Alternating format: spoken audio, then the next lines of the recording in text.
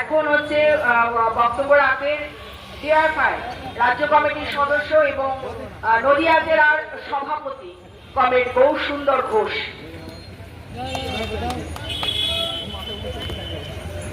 উপস্থিত আছে ছাত্র যুব মহিলা সংগঠনের নেতৃত্ব সহ অন্যান্য কমরেড। আমার আওয়াজ যতদূর পর্যন্ত শোনা যাচ্ছে সকলকে টালিগঞ্জ উপনির্বাচন তার হচ্ছে রেজাল্ট, সেই রেজাল্ট বের হয়। রেজাল্ট যখন সম্পূর্ণ হয়নি তৃণমূল কংগ্রেস সেই সময় মোটামুটি ভাবে বুঝে গেছিল যে টালিগঞ্জ উপনির্বাচনে তারা জিততে চলেছে। ঠিক সেই সময় একজন আমাদের রাজ্যের আমাদের জেলার টালিগঞ্জ ব্লকের মোলান্দি গ্রামের পরিযায়ী শ্রমিক কন্যা, ফুটফুটে কন্যা, বাচ্চা শিশু ক্লাস পড়ে পড়ে তার মায়ের হাত ধরে তার বাড়ির উঠোনে সে হচ্ছে দাঁড়িয়েছিল। তৃণমূল কংগ্রেসের দুর্বৃত্ত দুষ্কৃতীরা আজ থেকে ঠিক 1 বছর আগে আজকের দিনে টালিগঞ্জ বিধানসভার উপনির্বাচনের রেজাল্ট গণনার যেদিন বেরোচ্ছে সেই দিন তামান্নাকে নৃশংসভাবে সকেট মেরে বোম মেরে তাকে হচ্ছে হত্যা করে। যেদিন তামান্না হত্যা হয় সেই দিনই আমরা রাতের বেলা ভারতের গণতান্ত্রিক যুব ফেডারেশন আমাদের তৎকালীন আমাদের রাজ্যের আমাদের দেশের সর্বভারতীয় নেত্রী কমরেড মীনাক্ষী মুখার্জি সহ আমরা কালীগঞ্জ ফাঁড়ি ঘেরাও করে আমরা সেদিন বলে আসি এবং তামান্নার মা সেদিন তার চোখের সামনে যারা তার মেয়েকে হত্যা করেছে তাদের নামগুলো পর পর হচ্ছে বলে পুলিশ প্রশাসনের সামনে। তৎকালীন ডিএসপি যিনি ছিলেন তিনি আশ্বস্ত করেন সেই রাত্রেই যে আমরা সে আসামিকে অবিলম্বে গ্রেপ্তার করব। তারপরে আসামি গ্রেপ্তার হয় না। আমরা ভারতের গণতান্ত্রিক যুব ফেডারেশন আমরা তার 1 মাসের মাথায় আমরা এসপি অফিস অভিযান করি। তামান্নার মা বারবার হচ্ছে এসপির কাছে আসে, কোন রকম ভাবে কয়েকজন অপরাধী তার গ্রেপ্তার হয়, পরবর্তীকালে 2 জন ছাড়া পায়, বাকি অপরাধীরা হচ্ছে এখনো পর্যন্ত অধরা। আর যে অপরাধীদের পুলিশ খুঁজে পাচ্ছে না সে অপরাধীরা গ্রামে চোখের সামনে ঘুরে বেড়াচ্ছে, তারা তামান্নার মা এবং তামান্নার বাবাকে হুমকি দিচ্ছে এবং তাদের বিরুদ্ধে যে এফআইআর সে এফআইআর তুলে নেবার কথা বলছে। তারা বারবার হচ্ছে হুমকি দিচ্ছে, তারা বারবার প্রশাসনের দ্বারস্থ হচ্ছে। আমরা তারপর একটা নির্বাচন আসলো, বিধানসভা নির্বাচন, সরকারটা পরিবর্তন হলো। এ রাজ্যের মানুষ অনেক আশা অনেক ভরসা, একটা বড় অংশের মানুষ মনে করেছে যে রাজ্যের ভেঙে পড়া আইন শৃঙ্খলা তার অবনতি হয়েছে। সে আইন শৃঙ্খলা যাতে পরিবর্তন হয়, আইন শৃঙ্খলার যাতে উন্নতি হয়, তার জন্য মানুষের রাজ্যের পরিবর্তন করে বিজেপি নামক রাজনৈতিক দলকে ক্ষমতা এসেছে। কিন্তু আমরা দেখছি ক্ষমতায় আসার 1 মাস কয়েকদিন হলো, কিন্তু এ রাজ্যের বুকে সব থেকে যে 2টো ঘটনা নির্বাচনের আগে গোটা রাজ্যের মানুষকে নাড়া দিয়েছিল, একটা হচ্ছে তিলোত্তমা তারজিকরের ঘটনা অভয়া, আর আমাদের রাজ্যের কালীগঞ্জের ঘটনা। আমরা প্রথম দিন থেকে বলেছিলাম অভয়ার ন্যায় বিচার চাই এবং তামান্নারও ন্যায় বিচার চাই। আমরা দেখলাম অভয়া সিবিআই তদন্ত হলো এবং কালীগঞ্জের ঘটনা রাজ্য পুলিশের হাতে থাকলো।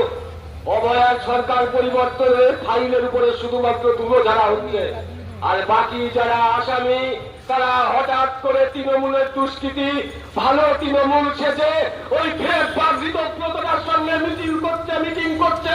আর রাজ্যের মুখ্যমন্ত্রী যিনি 9 ঘন্টা ঠিক করার কথা, আইন শৃঙ্খলার অবনতি হয়েছে বলে রাজ্যের ক্ষমতায় এসেছে, সে হঠাৎ করে এই তৃণমূলের দুষ্কৃতি ফের বাসগুলোকে নিয়ে মিটিং করে ভালো তৃণমূল সাজিয়ে দুষ্কৃতীদের আড়াল করবার চেষ্টা করছে।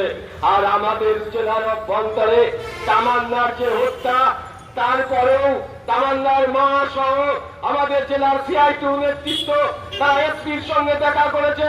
পরবর্তীকালে নতুন পুলিশ সুপার এসছে, তার কাছে বারবার করে বলেছে, কিন্তু আমরা দেখছি তামান্নার কোনো ঘটনা ঘটছে না। তার আইনের মাধ্যমে সাজা দিয়ে তার জেলের মধ্যে রাখুন, কিন্তু মধ্যযুগীয় বর্বরতা এ রাজ্যের সংস্কৃতিতে নামিয়ে আনার চেষ্টা করলে তা লুটে দেওয়া হবে।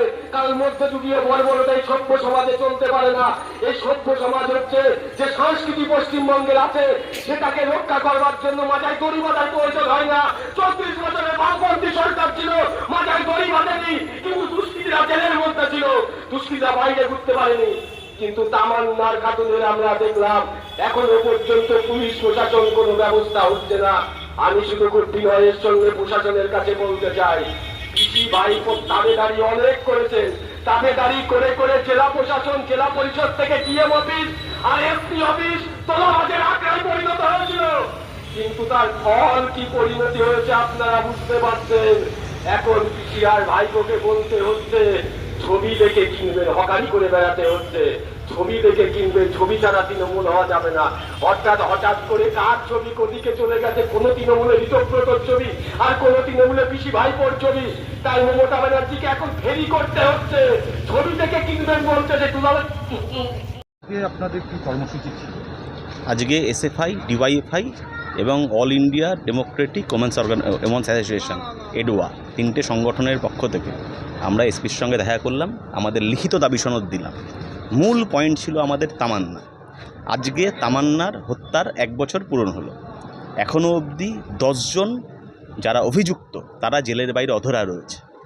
ফলে কবে এর সঠিক তদন্ত হবে, কবে গ্রেপ্তার হবে এবং কবে বিচার পাবে তামান্নার মা, তার জন্য জানতে এসেছিলাম। উনি আমাদেরকে বলেছেন অতি দ্রুত এই কাজটা হবে। যারা অলরেডি 2-3টে চার্জশিট তারা দিয়েছেন, যাদেরকে গ্রেপ্তার করা যায়নি এখনও, তাদেরকে খুব দ্রুত গ্রেপ্তার করা হবে। আমরা বলেছি আমাদের টাইম বলুন। উনি বলেছেন আমরা চেষ্টা করছি 10 থেকে 20 দিনের মধ্যে যাতে এটা করা যায়। আমরা একথা বলে এসেছি যদি গ্রেপ্তার না হয় আমরা কিন্তু আবার আসব। এর সাথে সাথে আমাদের জেলার অভ্যন্তরে আইন শৃঙ্খলার পরিস্থিতি খারাপ হচ্ছে। নারীদের ওপর, ছাত্রীদের ওপর, মহিলাদের ওপর আক্রমণের ঘটনা বাড়ছে। সের সাথে সাথে মাদকদ্রব্য, হোটেলের অভ্যন্তরে অবৈধ ব্যবসা, এগুলো বাড়ছে। এই সময়কালের মধ্যে আমাদের জেলার অভ্যন্তরে মব লিঞ্চিং, জনরোষের নাম দিয়ে পরিকল্পিতভাবে রাজনৈতিক প্রতিহিংসার যে কাজ সংগঠিত হবে, সেই কাজ হচ্ছে। এই সব কিছু নিয়ে আমাদের জেলার অভ্যন্তরে আইনের শাসন প্রতিষ্ঠা করতে হবে, সেই দাবি আমরা করেছি। উনি অনেক বিষয়, অনেক তথ্য আমাদের কাছ থেকে জানতে চেয়েছেন, সেই তথ্যগুলো স্পেসিফিক্যালি আমরা দিয়েছি।